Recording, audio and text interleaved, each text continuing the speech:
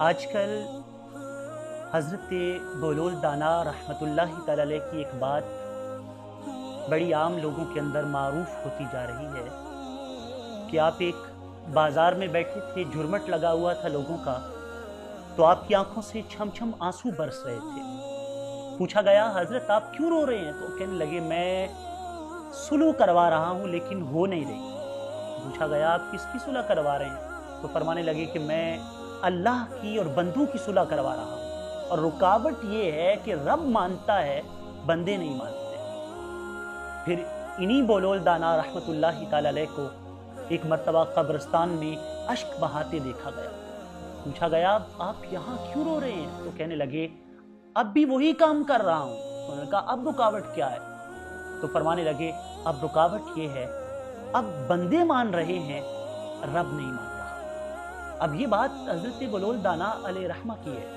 اب اس بات کو جوڑا جا رہا ہے موجودہ کرونا وائرس کے تناظر میں جو صورتحال پیدا ہو چکی ہے اس صورتحال کے ساتھ، اور کہا جاتا ہے اب بھی صورتحال یہ ہے کہ بندے مان رہے ہیں لیکن رب نہیں مان رہا۔ لیکن میرے عزیز دوستو، میں یہ سمجھتا ہوں کہ اس دور کا یہ ہمارا ایک وہم ہے۔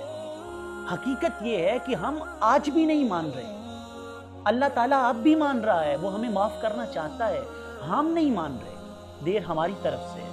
اگر ہم مان رہے ہوتے تو جھوٹ چھوڑ نہ دیتے، اگر ہم مان رہے ہوتے تو سود ختم نہ کر دیا جاتا، اگر ہم مان رہے ہوتے تو حرام خوریاں ختم نہ ہو جاتی، اگر ہم مانتے تو شرابیں پینا ہم بند نہ کر دیتے، اگر ہم مان رہے ہوتے تو یہ اشیاء کو مہنگا کیوں کرتے، اگر ہم مان رہے ہوتے تو مسلمانوں کی مجبوریوں کا فائدہ اٹھاتے ہوئے چیزیں مہنگی کر کر کے کیوں بیچتے، ذخیرہ اندوزیاں کیوں کرتے۔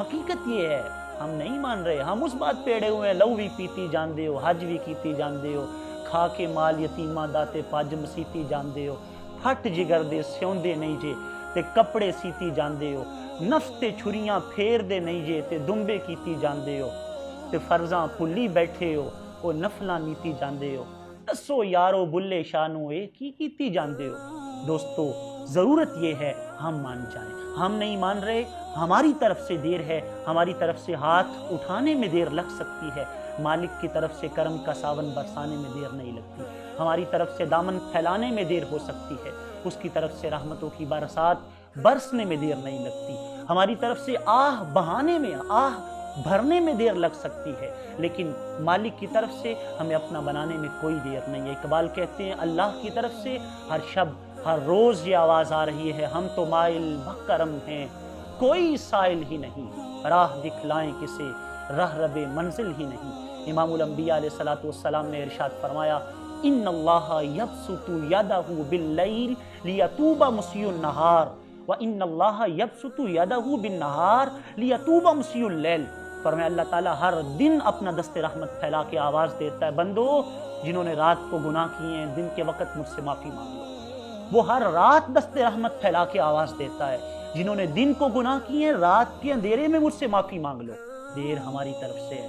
حضرت عائشہ صدیقہ رضی اللہ تعالی عنہا ارشاد فرماتی ہیں، امام الانبیاء علیہ السلام نے ارشاد فرمایا ان العبد اذا اعترف ثم تاب فتاب اللہ علیہ۔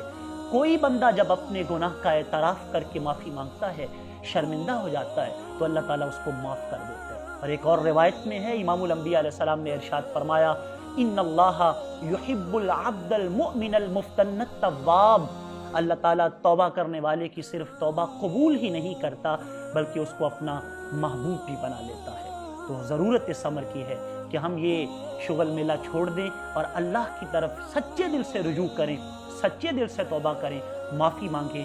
وہ آج بھی معاف کرنے کو تیار ہے، وہ مان رہا ہے، آج بھی ہم نہیں مان رہے۔ تیری رحمتوں کی بارش ہے برس رہی مسلسل، یہ تو میں ہوں ایک نکما ہوا جاتا ہوں بیگانہ۔